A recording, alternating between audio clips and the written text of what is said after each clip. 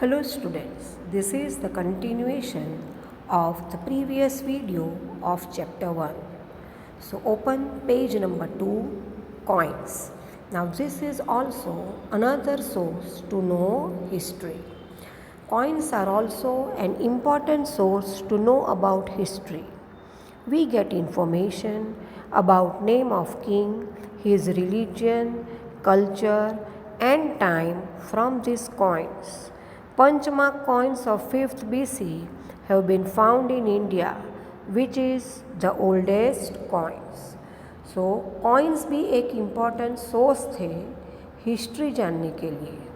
उससे हमें राजा का नाम, धर्म, रिलीजियन, संस्कृति यानी कल्चर के बारे में इंफॉर्मेशन मिलती है. किसकी के कॉइन यूज़ करते थे, जैसे कि gold, silver, copper. Punch mark coins भी मिले हैं जो कि 5th BC के हैं, जो इंडिया में मिले हैं और ये बहुत पुराने माने जाते हैं, oldest coin. Other than this, gold, silver and copper coins of Greek kings, Mauryan age, Gupta age have been found. They give us information about their social, religious, economic and political structure of that state. तो इसके अलावा gold, silver और copper के coins मिले थे जो कि Greek राजा, Mauryan as और गुप्ता एज के थे. अगर ये सब कॉइन्स मिले हैं तो वो सब थे तो वही सब थे.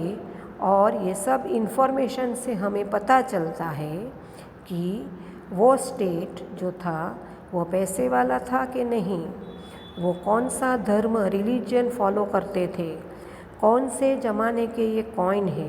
तो ये सब जानकारी हमें कॉइन से मिलती है. Now page number 3. Punch mark coins is given in the box. Now what is Panchmark coins? The coins created by pressing metal pieces in the mold are called Panchmark coins. The picture is given where you will see that how the Panch coins were made. Then students studying history, archaeologists, historians and travelers. History means information given by archaeologists about past of human society on the basis of research. They go to ancient places and dig out the houses, coins, bricks, stones, implements, sample of food, bones of man and animals, etc. and study them and make us aware about culture of man of that time. तो जो students history study करते हैं, जो लोग history का अभ्यास करते हैं, उसे आर्कियोलॉजिस्ट, वो पुरानी चीज़ें हैं, हिस्टोरियंस और ट्रैवलर्स कहते हैं. हिस्ट्री का मतलब है कि आर्कियोलॉजिस्ट होते हैं जो ह्यूमन सोसाइटी के बारे में स्टडी करके हमें इंफॉर्मेशन देते हैं.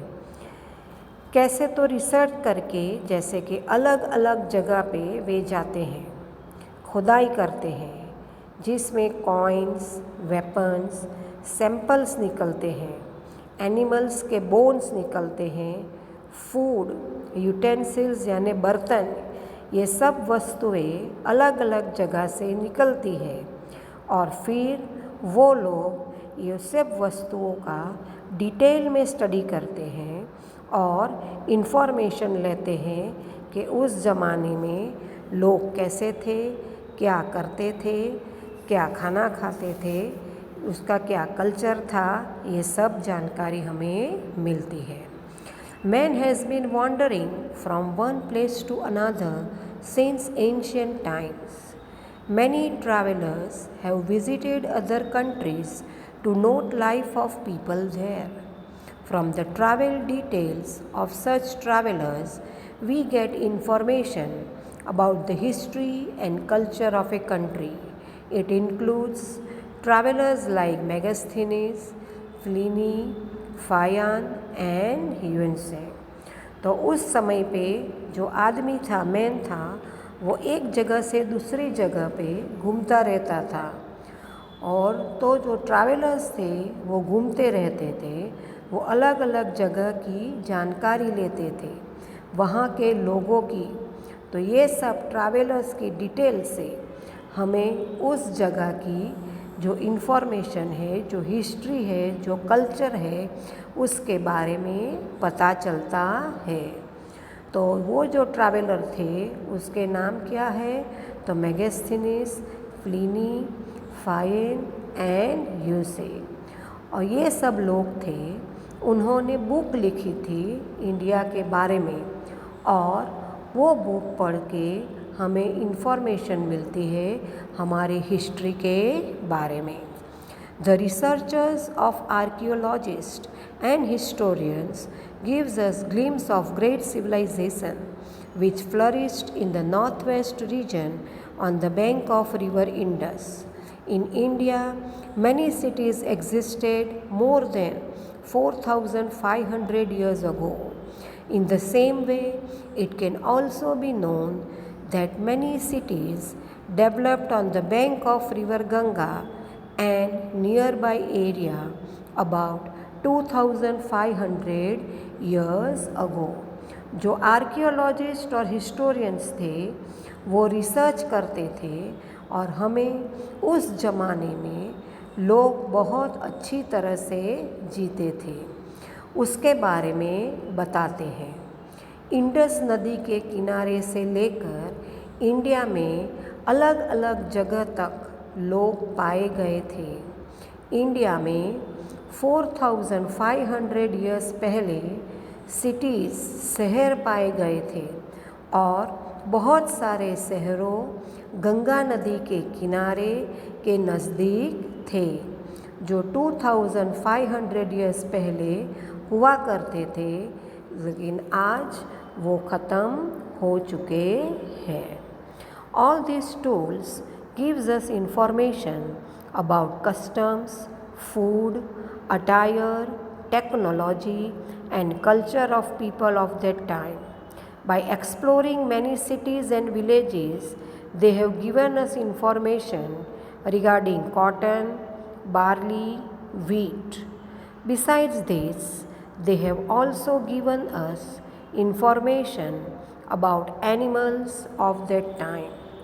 तो वहाँ से जो जो टूल्स थे मिले हैं उसे हम उस ज़माने के रीति रिवाज, कस्टम्स, रीति रिवाज, फूड, अटायर यानी कपड़े, टेक्नोलॉजी और कल्चर के बारे में हमें जानकारी मिलती है।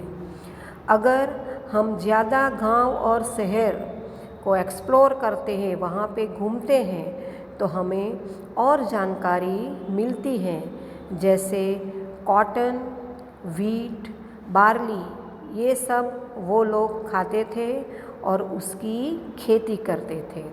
और उस ज़माने में कौन से एनिमल्स हुआ करते थे वो भी जानकारी हमें मिलती है। Archaeologists are the scholars who study about past.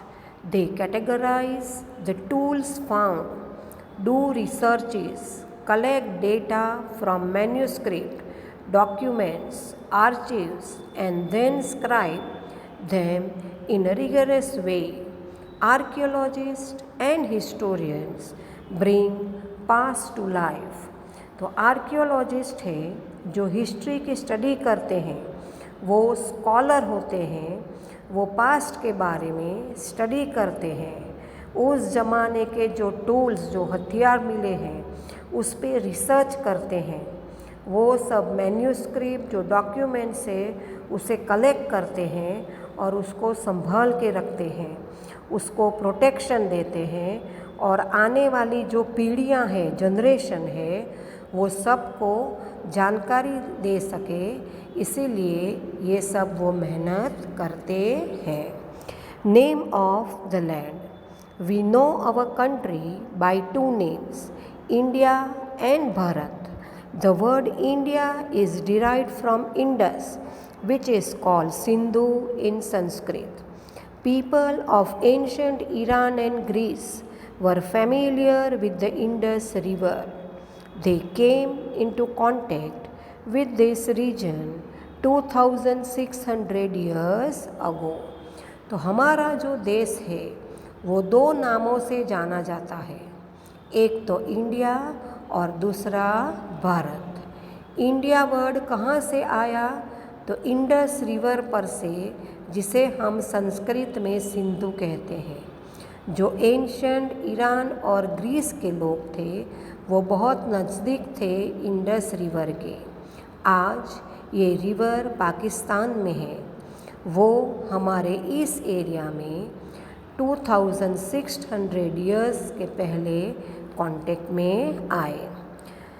The Iranian called the Indus River Hindus and the people of Greece called Indus. They knew the east bank of river as India, and we know about the name Bharat from Rig Veda. Iranian लोग थे, वो Indus river को Hindus बोलते थे और Greece के लोग Indus कहते थे। उनको पता था कि इस तरफ जाएंगे तो इंडिया मिलेगा, और उसके बाद ऋग वेदा बुक में से, जो ओल्डेस्ट वेदा है, उसमें से हमारे देश का नाम भारत हमें मिला है। A group of people, now turn your page number 4। A group of people name Bharat came to settled in north western India. It is from their name that our country came to be known as Bharat. This group is also mentioned in the early work of Sanskrit, that is Rig Veda. तो एक लोगों का समूह था, group था, north west India में आकर वो लोग रहने लगे, जिसका नाम भारत था। तो उनके नाम पे से हमारा देश भारत नाम से जाना गया, ऐसा ऋग्वेद में लिखा है। ये सब इन्फॉर्मेशन ऋग्वेद में लिखी गई है। The next is date line. Time is very important in history. Events can be written along with time and place. We can relate time with date, month and year, such as July 20, 2018 Friday. तो ये date line पे से भी हमको history की information मिलती है। ये डेट लाइन हिस्ट्री के लिए बहुत इम्पॉर्टेंट है। जो भी इवेंट, जो भी बनाव होता है, वो कौन से टाइम पे, कौन सी तारीख पे, उसको हम इस डेट लाइन पे स्टोर करके रखते हैं। हम सारी चीज़ को डेट, मंथ के साथ रिलेट करते हैं। यहाँ पे एक उदाहरण एग्जाम्पल दिया है कि डेट है 20, मंथ है जुलाई, ईयर है 2018 और कौन सा दिन है? Friday. As per it time is associated with birth of Jesus Christ. Birth of Jesus Christ, founder of Christianity, has been associated with date line.